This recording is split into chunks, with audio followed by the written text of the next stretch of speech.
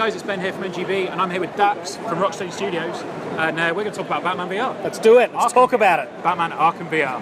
Get the name right first. So obviously Arkham VR launching day and date with the PSVR hardware. What sort of possessed you guys to do a VR experience for Arkham? So many things, and they all fly in the face of where we thought we would be at the end of Batman Arkham Knight, because we came out and said we're never going to do another Batman game. That's the end of the road for Rocksteady and Batman. And we were serious about that at the time.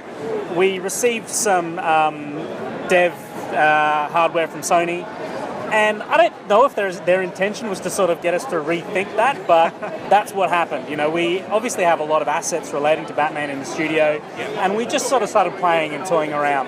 And very quickly we realized that some things that are associated with Batman really don't work very well in VR, but other things work really well.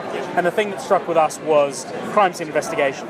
And so the idea of going fully deep as the world's greatest detective was something that we didn't feel like we had done with our previous 3 games. And here was a technology that allowed us to really lean into forensics and crime scene investigation, and so that's really what drove the decision. Cool. So I mean, that's the focus of the game rather than an action-packed thing, because we were talking before and we said we can't imagine it being that much of an action-oriented game because if you're in the VR headset, you'll take it off and you've just destroyed your front room.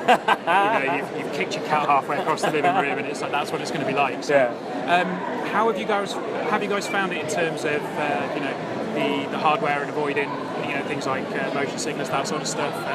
I know from when we played it, it's kind of you're very stationary, which to me has made a great big difference in terms of I've not really suffered from motion sickness much with VR in general. I know it has been a big thing for people, but with it being kind of a more standing experience, you're not moving about.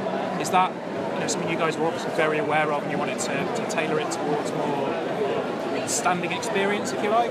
I think the comfort of any VR experience is critical, and every developer has a responsibility to ensure that gamers aren't made motion sick by VR. It's a very new technology. As an industry, we're learning so much all the time, but right from day one, we had made that decision as a studio that if our game is going to make people sick, no one's going to play our game. So we have to design with that very much at the forefront. So again, that reinforced the design decisions about focusing on crime scene investigation, because you can have a very believable, very authentic Batman experience doing forensics at a crime scene and unpicking and unraveling a murder and moving from legendary locations throughout Gotham City. That's all very Batman stuff, but it doesn't force us down a path of forcing a lot of motion on the player. And that's where motion sickness comes in. When the game is doing something that you aren't doing in the real world, your brain just goes, what is going on? That's the kind of core of motion sickness. So we created a game that plays to the strengths of VR. Okay, cool.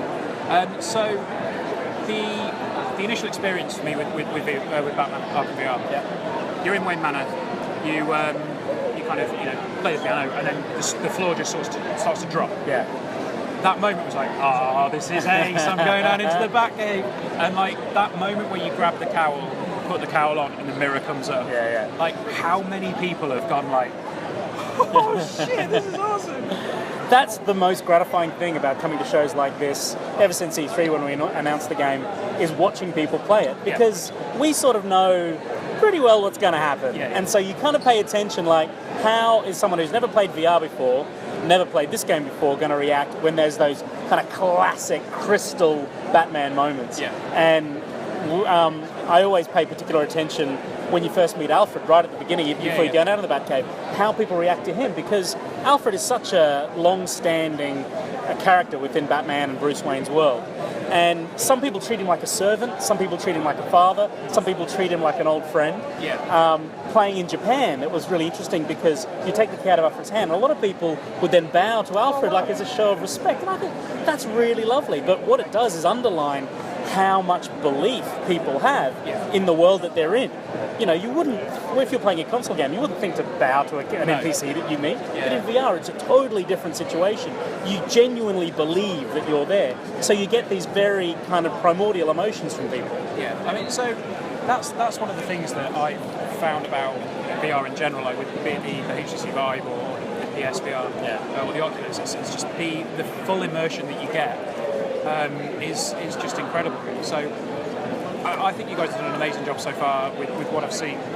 How long are you expecting the experience to be, or is that kind of a discussion for later on? Or? No, well, it comes out like next month, so we've got a pretty good idea about the duration of the game. So the core narrative is about an hour long. Okay. And then as you're playing through, you unlock additional content that then gives you reasons for subsequent playthroughs. Yep. So there's about another hour and a half on top of that. Okay, cool. So, it's like a good beefy film length game, but there's so much in it for hardcore Batman fans, lots of little details that gamers who've played the Arkham games for a long time will know.